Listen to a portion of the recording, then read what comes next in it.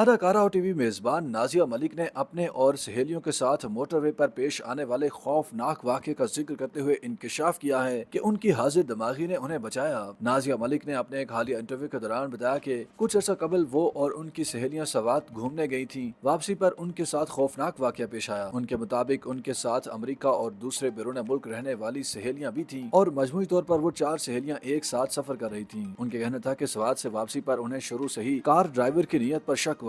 وہ پورے راستے کسی دوسرے شخص سے فون پر بات کرتے رہے اور پھر موٹر وے کی ایک سنسان جگہ پر آ کر گاڑی روک دی۔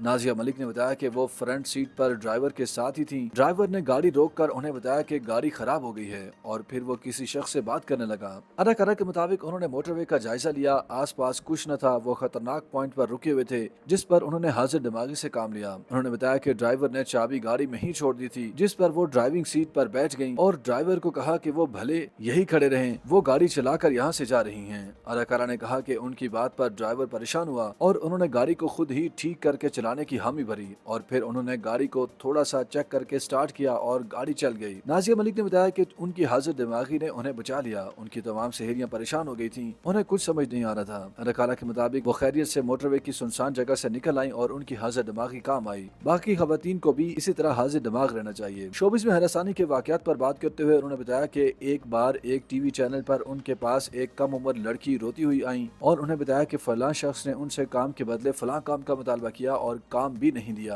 انہوں نے اپنا تجربہ بیان کرتے ہوئے کہا کہ ایک بار انہیں مارکیٹنگ ہیڈ نے ہراسانی کا نشانہ بنایا اور انہیں نامناسب پیشکش کی، جس پر انہوں نے مذکورہ شخص کو کھری کھری سنا دی۔ نازیہ ملک کا کہنا تھا کہ اب انہوں نے سوچ رکھا ہے کہ اب ان کے ساتھ ایسا کوئی واقعہ پیش آیا تو وہ ہراسانی کا نشانہ بنانے والے شخص کی ویڈیو یا آڈیو ریکارڈ کریں گی۔ انہوں نے بتایا کہ ریکارڈنگ کے بعد وہ ہراسانی کرنے والے شخص پر ہراسگی کا مقدمہ کر کے ان سے پیسے بٹوریں گی تاکہ وہ سبق سیکھیں۔ YouTube پر گوگلی نیوز دیکھنے کے لیے youtube.com کی سرچ بار میں googly news T V type کریں۔ گوگلی نیوز کے پیج پر سرخ رنگ کے سبسکرپشن والے بٹن پر کلک کرنا نہ بھولیے۔ YouTube پیج پر اپلوڈ ہونے والی ویڈیوز سے باخبر رہنے کے لیے بیل آئیکن پر کلک کیجیے۔ آپ کو ہر نئی ویڈیو کے بارے میں نوٹیفیکیشن موصول ہو جائے گا۔